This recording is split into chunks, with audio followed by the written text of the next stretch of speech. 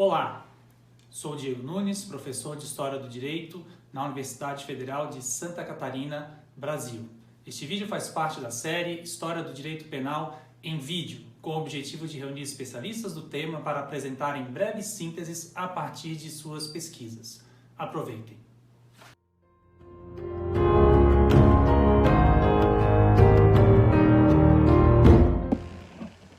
Olá pessoal, vou falar um pouco para vocês sobre a escola positiva e a sua recepção no Brasil no período da Primeira República, mais ou menos então fim do século XIX e início do século XX, nessa transição, né?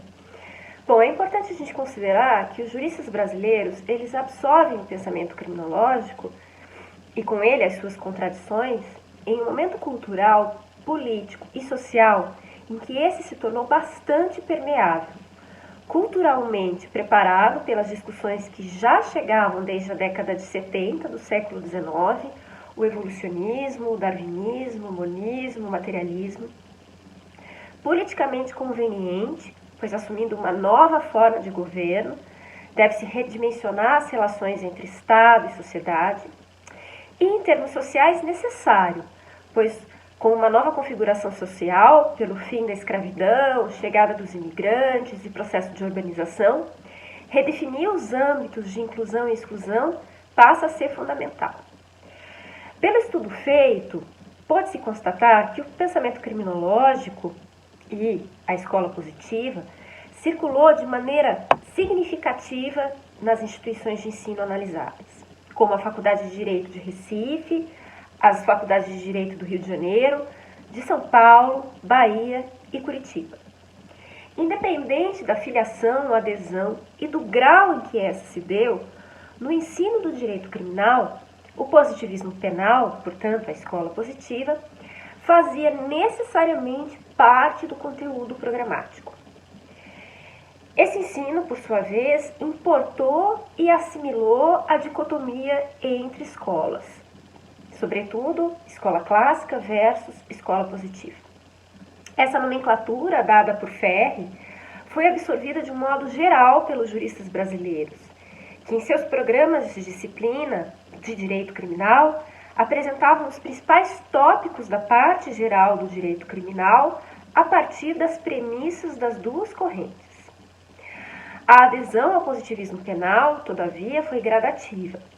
Inicialmente, é constantemente denunciada pelos primeiros seguidores da nova escola, como João Vieira de Araújo e Viveiros de Castro, a resistência da cultura jurídica da época com relação às ideias da criminologia positivista. Os argumentos dessa resistência eram importados, como o misoneísmo e a dificuldade do homem em lidar com o novo e as mudanças, mas também bastante locais. Atribuía-se essa resistência ao modelo de jurista que então prevalecia, contaminado pela retórica e pela erudição vazia, ainda não condicionado aos parâmetros da ciência. Mas aos poucos esse quadro se altera. Ao longo das 4 décadas da Primeira República, a escola positiva de Ferri vai angariando seguidores e divulgadores. E nisso, a influência do evolucionismo é significativa, pois a ideia elaborada por Ferri de que os fundamentos da nova escola, assentado em bases científicas, observação e experiência, simbolizavam a evolução na ciência e no direito criminal, é uma das chaves de abertura para a sua recepção no âmbito da cultura jurídica criminal brasileira, que pretendia afirmar-se e equiparar-se ao padrão europeu. Outra chave de leitura foi o darwinismo, sobretudo o darwinismo social, que, associado ao evolucionismo, transplanta para as relações sociais as ideias de seleção natural e luta pela existência, atribuindo à disciplina, ao trabalho, à iniciativa individual, centralidade nesse processo civilizatório de progresso e melhoramento da humanidade. Nos autores adeptos da criminologia positivista, portanto da escola positiva, esses termos são frequentemente presentes. João Vieira de Araújo, Cândido Mota, Muniz Sodré, Viveiro de Castro fazem um uso muito significativo de todo esse arsenal de conceitos.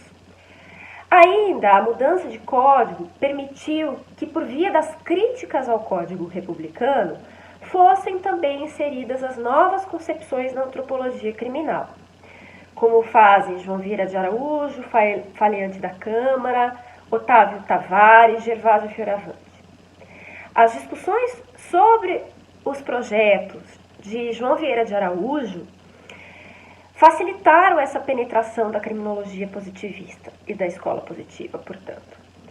Em que pese a timidez reformista de João Vieira, esse jurista teve uma importância central para a disseminação das principais ideias positivistas no direito criminal à época, pois provocava na cultura jurídica brasileira a iniciativa em se tornar partido em relação às escolas.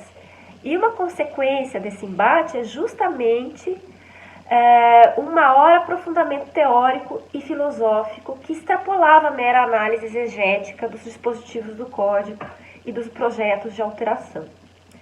Curioso verificar que nessa tentativa de delimitar as posições no embate, no âmbito do debate, muitas vezes se acentuava a diversidade das escolas e tantas outras se buscava demonstrar que os supostos fundamentos novos, da nova escola, da escola positiva, de alguma forma já faziam parte da tradição, o que acaba de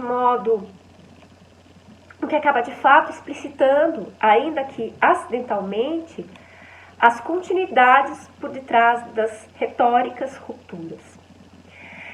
As resistências à nova escola, ao longo da República, tendem a se amenizar.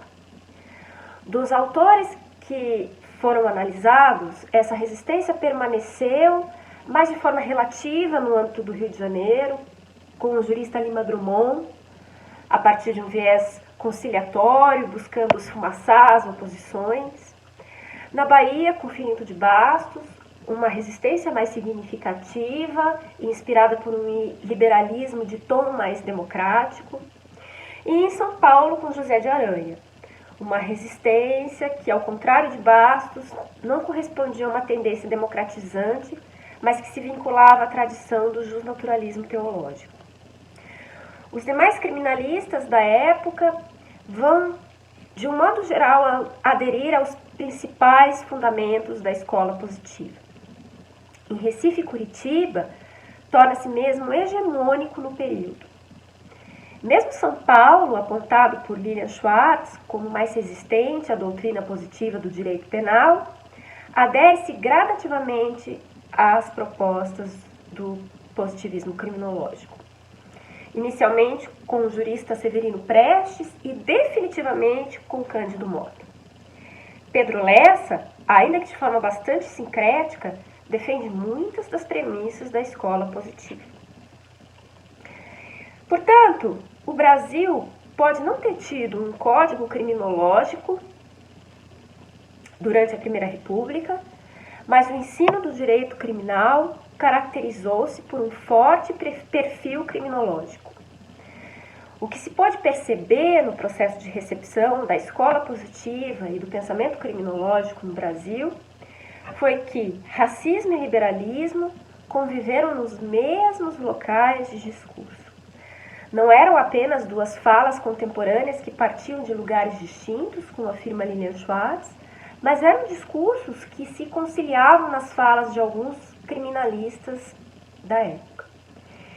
Nesses criminalistas, liberalismo e positivismo penal, que parte da premissa da diversidade e hierarquia racial, aparecem como complementares. Mas seria essa uma contradição dos juristas brasileiros, uma simples tendência ao ecletismo, ao sincretismo? Como eu pude constatar ao longo do estudo, na verdade, tratava-se de uma complementação bastante coerente à época. O liberalismo republicano, influenciado pelo evolucionismo, pelos discursos raciais e pelo darwinismo social, reflete-se no direito criminal de modo a fortalecer uma perspectiva que diminui a importância do indivíduo e seus direitos, privilegiando sempre o interesse e a segurança sociais. E se a liberdade tende a perder seu foco atrativo, não tende, por sua vez, a ceder espaço para a igualdade, pois essa, no contexto republicano, passa a ser relativizada, não só pelo discurso racial, mas pelo discurso criminológico que fortalecia algo que já era próprio da dualidade liberal.